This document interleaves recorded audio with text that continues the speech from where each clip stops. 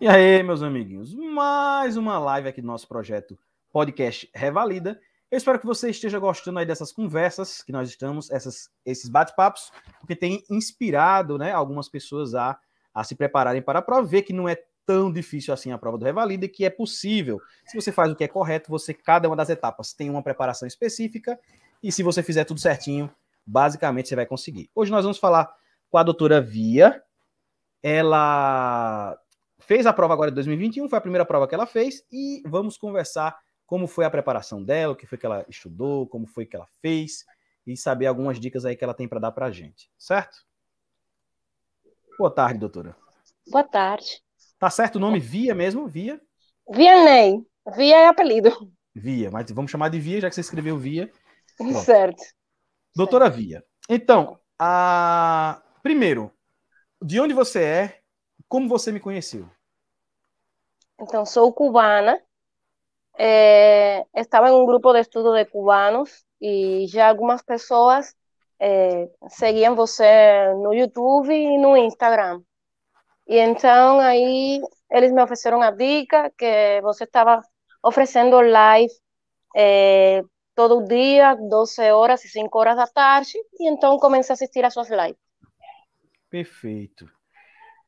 Quando foi que você começou a assistir as lives? Comecei 2 meses, 2, 3 meses antes da prova. Antes da prova. Mudou alguma coisa depois que começou a assistir as lives? Muito, O que foi que muito, mudou? porque as suas dicas ajudaram demais. E eu recomendo as pessoas que foram fazer a prova seguir as suas dicas. De fato, a gente não estudava completamente certo, a gente resolvia muitas questões de residência médica e não dá certo fazer um exame de revalida com provas de residência médica. O ideal é fazer as questões de revalida propriamente ditas e considero que se a gente consegue responder todas as perguntas de revalida, a gente consegue acertar a maioria das questões do exame.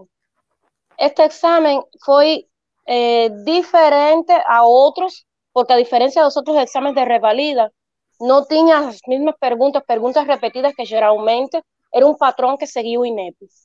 Mas ainda assim, dava para acertar porque, embora as perguntas eram diferentes, eram os mesmos temas a ser avaliados. Então, sí considero que é muito, muito importante resolver revalidas anteriores para poder acertar as questões do revalido. Acredito que só com isso já a gente consegue. Porque é o que as pessoas não percebem, né? Às vezes a pessoa quer. Eu já conversei com várias pessoas que elas disseram: não, eu comecei estudando os temas, mas perdi tempo.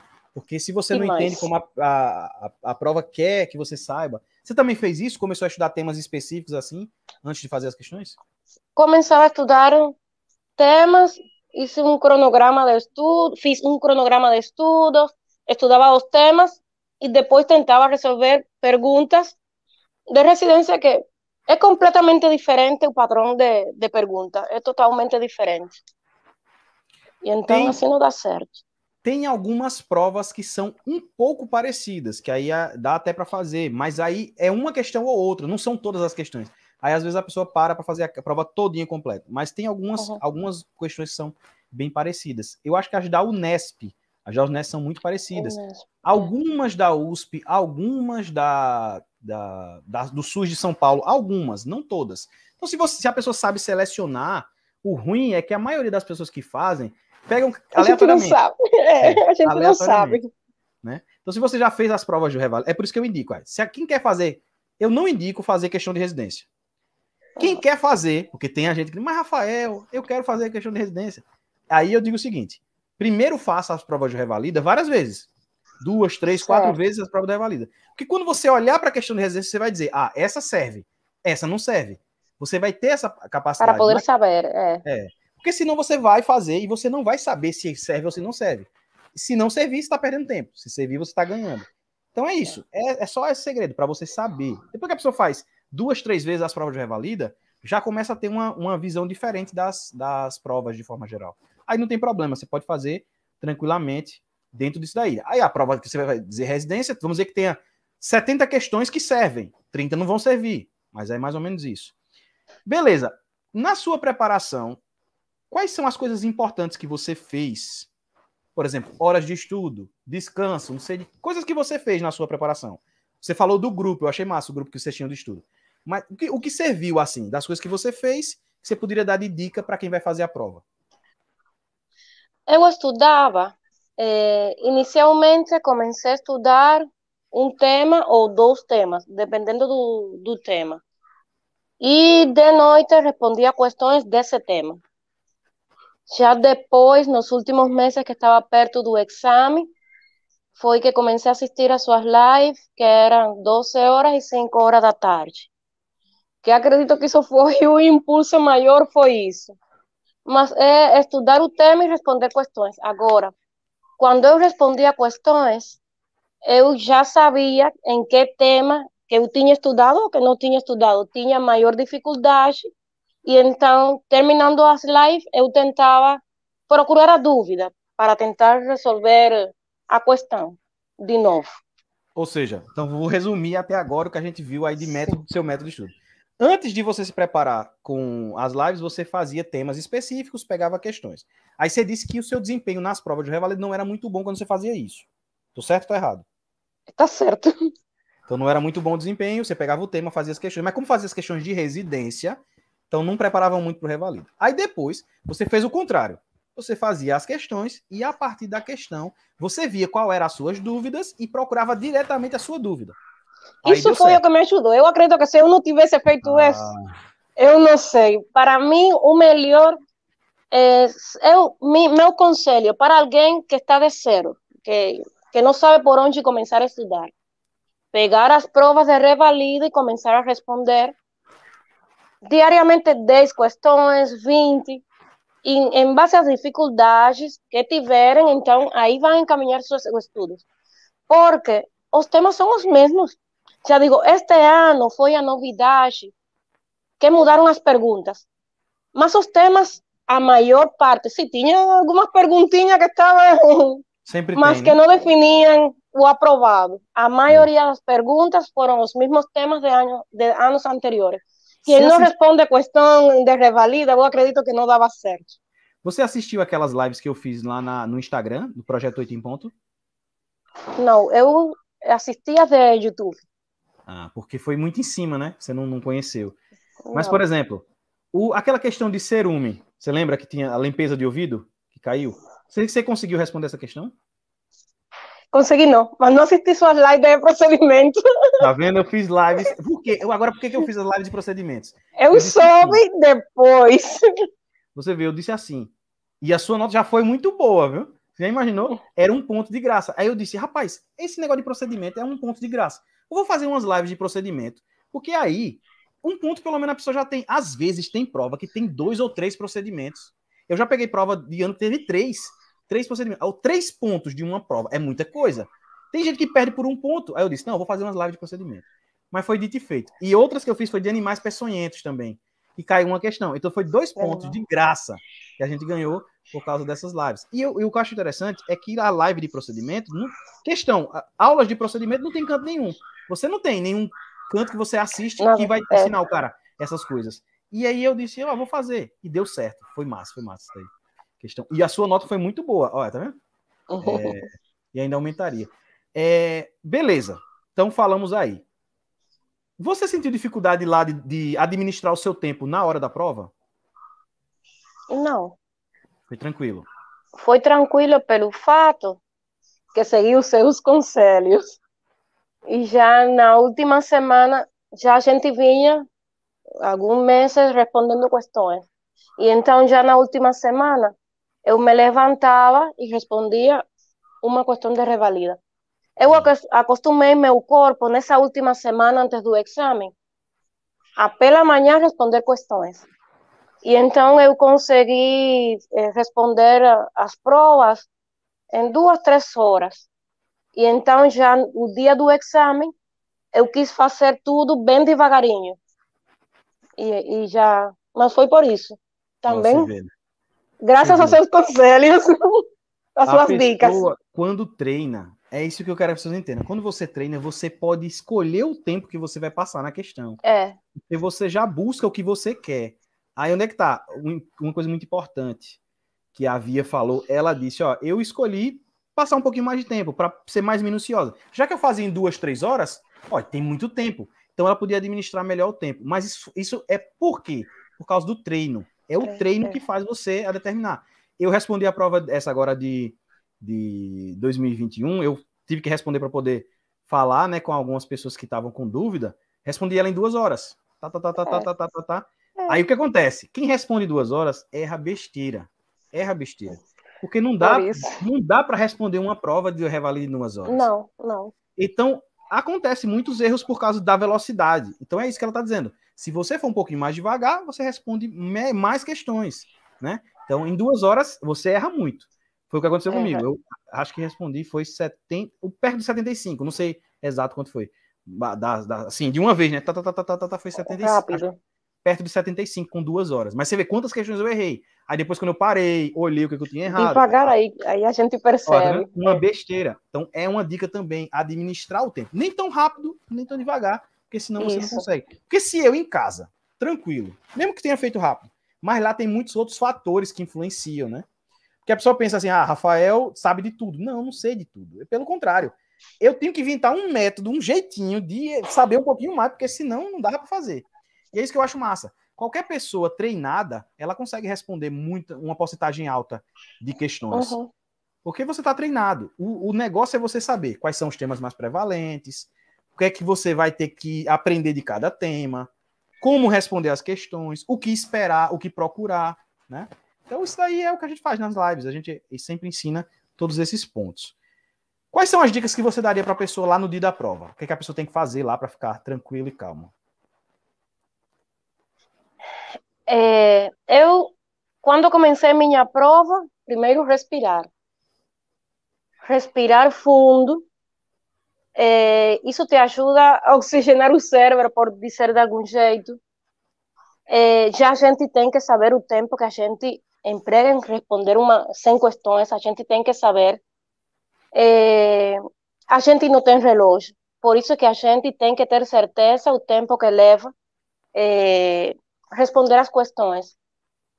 Ler a pergunta completa. A gente precisa ler com calma e marcar as questões mais importantes. Por exemplo, determinadas doenças é importante o sexo e a idade, o fator de risco. Depois que a gente consegue marcar as questões importantes do que pergunta, independência do tamanho da pergunta, as perguntas do INEP geralmente são perguntas grandes. Se são muito grandes, meu conselho, minha sugerência é ler o que querem que a gente responda dessa questão grande. E em base a isso, a gente volta a ler o que a gente marcou, as coisas mais importantes, e já dá para responder. Pelo menos essa foi a minha técnica. Bom, muito bom. Gostei. Ou seja, você já sabe o que ele vai te perguntar, e aí você já procura o que você quer saber na questão, já que ela é muito grande. Massa, gostei mesmo. Muito legal. Então, coisas que eu acho que você fez que ajudaram muito na sua hora lá da hora. Você treinou muito. Então você não recebeu uma surpresa. Quando você viu lá a primeira questão, intoxicação por sulfato de magnésio, você já deu um sorrisão feliz e foi lá. Tinha eclâmpsia, até umas horas, iminência de eclâmpsia, vulvovaginite cervicitis, leishmania, só besteira. Aí você diz, oxe, tinha a mesma questão de vulvovaginite cervicitis, a mesma coisa. Não, você dizer que não repete questão, até não vamos repete, mas muito. Vulvovaginite cervicitis foi a mesma questão. Clamídia a resposta, a mesma coisa. Por isso eu digo, os temas eram a mesma coisa. Olha, quer ver outra de 2017 que repetiu? Aquela do... Repetiu aquela do distócia de ombro, né? Que era Mac Roberts e Budin 1. As técnicas. Como é? Flexão da cadeira, hiperextensão das pernas. Eu digo, são os mesmos temas. Eu digo que mudaram, porque não foi, talvez, perguntaram outra coisa, mas era a mesma Isso, coisa. exatamente. Perguntaram Era a outra mesma coisa. coisa tudo. Dentro do E, mesmo tema, perguntaram alguma outra coisinha diferente do que já e veio outra perguntando. coisa, outro conselho que eu daria, que acredito que atrapalhou um pouco, que poderia ter saído melhor, porque existem perguntas que eu não acertei, tendo conhecimento, já tenho, tendo respondido essas perguntas. O agotamento físico. Não adianta na última semana se matar estudando demais. Não adianta. É melhor estudar com tempo, estudar diariamente. Mas na última semana, responde 2, 3 questões, mas não fique com temáticas longas. Nessa hora, todos os cursos pela YouTube estão intensivão, aulão, ótimos, muito bom. Mas já a gente tem um cansaço mental que chega um momento que a gente não assimila. E, ao contrário, o excesso de conteúdo atrapalha.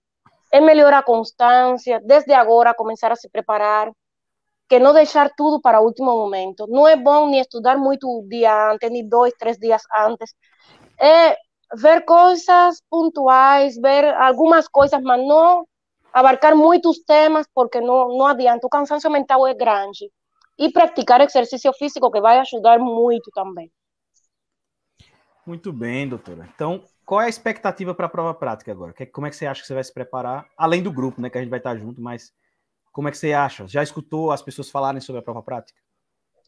Eu ouvi falar de checklist, mas ainda estou meio assim. É, estou em etapa de preparação, que já era para ter começado, porque não temos tempo para perder. Já Mas é tá na diferente. transição, né? Tá na transição, né? Sei que é diferente completamente. Tá certo. Que a preparação que tive para essa prova não vai me servir para o prático, ou vai servir minimamente. Já Sim. escutei as histórias, pessoas que sei que estavam muito bem preparadas para o prático e não conseguiram, não deu certo. Então, aí a gente fica com um pouco de medo. Não, mas é o que eu percebi, é o fator surpresa. Você espera algo, porque é diferente. Ó, na prova, imagine na prova teórica. Imagine que você chegasse lá na prova teórica e caísse em temas que você não imaginava. Como é que você ia responder? Logo no começo, aí na Um primeira, choque. nas 5 primeiras questões ou 10 primeiras questões, fossem temas que você nunca viu. Ou então que você viu de uma forma totalmente diferente, que não é, sei lá, começa a perguntar fatores de risco de alguns temas que você não são os mais comuns. Aí, porque imagina, você chegar lá, aí tá um cara deitado na maca, com a mão assim, ó. Primeira estação, o cara com a mão assim, deitado na maca, mostrando a barriga. Você entra, a mulher diz, coloque álcool na mão.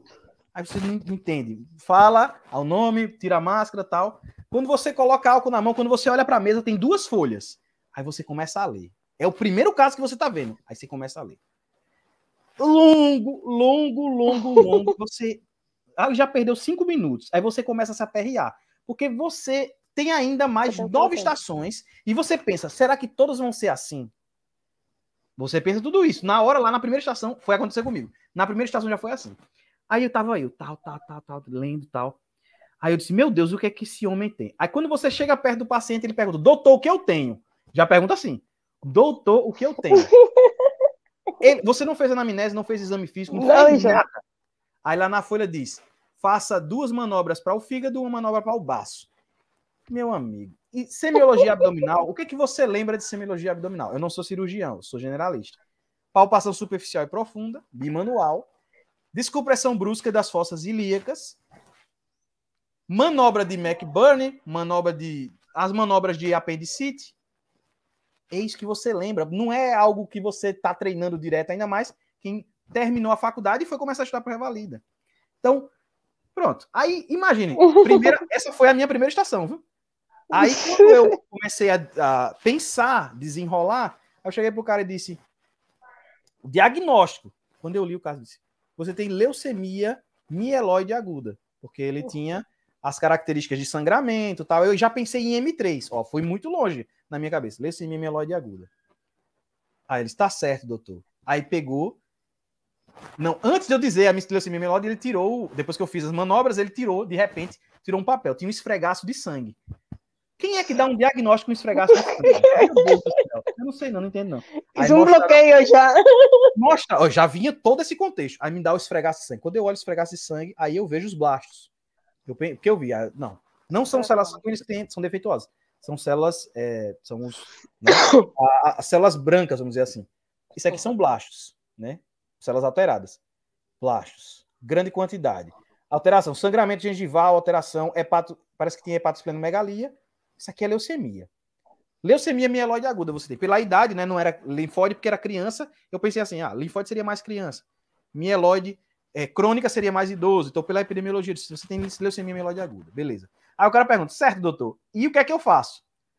Não tem nada a ver com... Meu Deus do céu. E agora? E aí eu pensei, qual é o exame que eu vou dizer para esse cara que ele tem... Que vai dar o diagnóstico de certeza de leucemia mieloide aguda? Tá vendo a minha forma de pensar é muito troncha. Porque outra pessoa teria feito o quê? Vou pedir um hemograma, vou pedir uma função renal, uma função hepática, vou pedir exames de rotina, né? Eu falo tanto isso nas minhas lives, mas eu mesmo, na hora, eu não consigo, é como se fosse um bloqueio, que eu não consigo. É normal. Aí cheguei lá, aí o cara disse, eu disse, você vai fazer uma citometria de fluxo.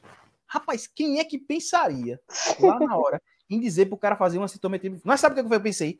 O único exame que eu acho que vai diferenciar o tipo de célula e mostrar a patologia específica dele vai ser uma citometria de fluxo. Biópsia de medula óssea poderia ser, mas eu não pensei em biópsia de medula óssea. Lá na hora eu não pensei. Pensei na citometria de fluxo, que seria o outro exame. Mas tinha os dois lá. Resumindo, isso daí foi minha primeira estação. A partir daí, meu amigo, ele podia colocar qualquer coisa. Eu já estava desesperançado.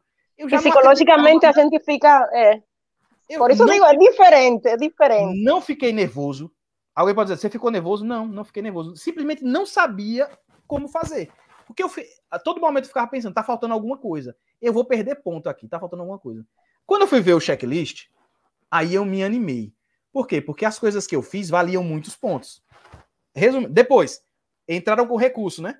Ampliaram o gabarito. Eu tinha 3 pontos, fiquei só com meio desses 6 pontos. Porque dividiu os pontos para um monte de coisa. Atrapalhou. 2,5 pontos aí. Parece que foi alguma coisa. Foi ou 2 pontos ou 2,5 pontos. Para muita gente favoreceu. Para mim, me lascou. O Revalida é um jogo. É um jogo. Por isso, eu quando peguei a primeira vez, o primeiro gabarito, eu disse, maravilha. Não falei de hemograma e deu certo. Deveria ter falado. Porque depois, o hemograma foi incluído. E aí eu perdi ponto. Foi dividido os pontos. Então, foi meio ponto para o hemograma, falar... Meio ponto para diagnósticos diferenciais de outras patologias, que deveria ter falado. Porque ali, com o que ele foi dado, você não dava para dar o diagnóstico de certeza como ele queria. Você podia fazer alguns diagnósticos diferenciais. Mas é só para dar um exemplo, que o negócio não é como a gente pensa. Agora me diga, qual a prova do Revalida que foi desse jeito? Nenhuma. Se eu falo isso, ninguém vai entender. Porque o cara não pegou as provas anteriores todas, não leu, não estudou. Então, eu não gosto nem de falar isso daí, sabe por quê? Porque o cara olha e diz, isso é desculpa. Isso aí é só desculpa. Não, mas todo mundo tem falado isso. Que esse 2020 foi atípico. Não, nada a ver com as provas práticas anteriores. Mas, de qualquer forma, eu sou feliz, porque, como eu falei, né? Muitas pessoas que participaram junto comigo, que eu ajudei, aprovaram. Porque na hora tiveram outros insights, dentro daquilo que a gente estudou, que eles estudaram sozinhos, tiveram outros insights, souberam desenrolar e conseguiram aprovar. Então, maravilha, foi maravilhoso. Mas foi traumatizante. Agora, qualquer coisa que vier, eu já estou preparado. Não tem mais como o cara me surpreender. Não deve ficar pior. Não deve. Não, é impossível. Como é que o cara... Outra coisa, olha, tu acha que no nervosismo terrível que eu tava, o cara tava assim com a mão assim, eu ia mandar o cara baixar o braço para eu fazer o exame abdominal dele? Eu ia nunca. Não, menino, mas passou longe da minha cabeça. O cara tava assim de propósito, tá vendo? Valia, parece que era um ponto. Pedi para ele baixar a mão, deixar pelo corpo e ajeitar ele. Menino, mas eu não ia lembrar disso nunca na minha vida, porque lá na hora você não passa as coisas pela sua cabeça. Mas o que acontece? Eu sou o tipo de pessoa que eu tenho que me preparar para essas coisas, porque se eu não me preparar, eu não vou pensar na hora. Eu não vou pensar. Eu tenho que estar preparado, porque senão eu não penso na hora, não. Tem gente que é desenrolado, né? Que na hora ele sabe sair das situações. Tem que estar tudo programado. Se não tiver programado na minha cabeça, eu não desenrolo nada. Pronto, doutora. Me diga aí as suas últimas considerações, né? Quais são as últimas dicas que você tem a dar, ou agradecimentos, ou qualquer coisa. que a gente já vai encerrando nossa conversa. Eu quero te agradecer, porque como eu falei, o fato de conhecer você foi o que me encaminhou pelo caminho certo. Então, e as outras dicas já fui dando. Seguir suas dicas. Responder questões de revalida. De fato, acredito que é o jeito correto para conseguir aprovação no exame teórico. E assistir seu canal. Assistir, porque ajuda muito. Às vezes, a gente ouve professores muito bons, brilhantes, mas não, a gente precisa de alguém que pense como a gente, porque é diferente. É diferente. E às vezes o mais simples é o que ajuda. A gente acredita que aprendendo o último sinal, o último não sei o que, é que não. Sei de pessoas muito bem preparadas, médicos muito bons que não conseguiram. Porque a gente não precisa irse para a maior complexidade. Mas eu acho que tinha muitas coisas que aconteceram comigo, eu tinha que passar pela experiência. Por exemplo, na preparação para a prova teórica, eu tive que fazer as questões de residência. Sem brincadeira, eu tenho uma escrivaninha aqui cheia de bolos e mais bolos de questões de residência que eu fiz, que não serviram de nada. Nada. De nada. Eu tive que Por isso sofrer. eu digo. Eu tive que sofrer. Aí eu sofri isso tudo, mais de ano me preparando, fazendo isso. Não deu resultado. Eu fiz live respondendo questões de residência. Não deu resultado. Então foi depois que eu parei, sentei, fui fazer a prova do revalida que eu percebi. Agora você vê, quanto tempo de preparação, se alguém tivesse me dito, tu tá indo pelo caminho errado, vai por esse caminho que vai facilitar a tua vida. Por isso. Quanto falta tempo orientação. Mês. Ninguém diz as coisas para você. Ninguém. Na minha prova prática, ninguém me disse que seria desse jeito. Oxe, ninguém esperava, na verdade, né? Mas tinha algumas coisas que as pessoas podiam ter dito, que não disseram, não por maldade, mas porque às vezes a pessoa acha que você entende. Mas não tem como entender. Ó, a prova prática... Porque é tão lógico que ninguém fala. Não tem como você entender, e você vai perguntar a idade do paciente, ele vai dizer, não consta no checklist. Isso faz toda a diferença. Porque se você espera que ele vai fazer isso, você já vai com outra... É diferente. Começar, não consta, você... Pronto, no meu segundo dia foram as... Oxi, só foi nota alta. Por quê? Porque eu já sabia que ele ia dizer isso. A experiência do dia anterior. Entendeu? Se eu tivesse ido no primeiro dia sabendo disso, eu não tinha azoado lá na hora. Eu fiquei perdido, mas não perdido nervoso, perdido sem saber o que fazer, realmente sem saber o que fazer. Bloqueia. Isso bloqueia. O que a gente não espera, bloqueia. Exatamente. Eu acredito, né? Aí eu digo, eu vou para onde agora? Eu já fiz tudo que eu sei fazer. Eu vou fazer o quê? Não era nada que eu estava esperando. Então, foi isso. Aí eu não sabia para onde ir mais. Mas aí a gente tem que se preparar para tudo que o paciente falar. Se você tiver que fazer uma manobra semiológica, se você... Então, são essas coisas que a gente vai se preparar agora. A gente vai ter aula de manobra semiológica para a gente relembrar, manobra de baço, manobra de rim, manobra de fígado. E se tiver um câncer de rim lá agora e o cara mandar você fazer uma manobra? Tem que saber fazer. Você não vai precisar, talvez, dar o diagnóstico, mas você tem que fazer uma... Às vezes pode ser que apareça. Tem uns caras que são meio doidos que fazem essas coisas pra gente. Então, 1,5 ponto de... Ué, menino, mas tinha salvado minha vida se eu tivesse lembrado das manobras. Mas, infelizmente, é assim. A vida é assim, né? É aprendendo. Agora vamos nos preparar mais e detonar nessa prova. E pensar que, enquanto a gente estuda mais, somos melhores médicos. Exatamente. É isso que eu penso. E você que está ajudando é melhor médico, melhor pessoa e Deus abençoe grandemente. Amém, amém. Sim, porque então, isso ajuda a gente. A gente diz, não, reprovei. Não, a gente é melhor hoje que o que era um ano atrás. É lógico. E é o que tem que ficar, porque no final somos médicos. Com revalida, sem revalida, somos médicos. E enquanto melhor preparados estemos, melhor. É lógico. Aí tem muita gente que fala, já aproveitando o gancho, aí diz assim, me perguntam isso direto. Como é que você nem passou no revalida, já está fazendo curso por revalida? Aí eu paro para pensar. Eu disse, será que aquele médico daquele curso famoso, ele passou no revalida? Ele nem fez. É mesmo. Do mesmo jeito que ele. Ele tem mais experiência, mais especializações e tal, especialidades, residências e tal. Mas se ele fez o revalida, do mesmo jeito que eu não passei, ele não passou no revalida, né? Então, é isso daí. O negócio é se preparar. Eu estou aí ajudando. Deus abençoe aqueles que aprovaram, que vão aprovar ainda, e com certeza cada um de nós vai ter o seu momento, né, a sua chance. Mas uma coisa eu sei, ó, da quantidade de mensagens que eu recebi, quando eu coloquei que não aprovei, quando eu colocar que aprovei, meu amigo, acho que vai parar o meu Instagram, vai explodir a caixa de mensagem, porque tem muita gente que torce muito por mim, eu acho massa, eu fico muito feliz. Certeza.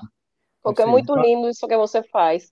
Então, já quero agradecer a você, Via, por ter participado aqui conosco da nossa entrevista, né, o podcast Revalida. Agradecer a você, meu amiguinho, que torce por mim, que torce por nós, né? A gente tem que estar junto, tem que estar unido nesse negócio e não ficar desesperado.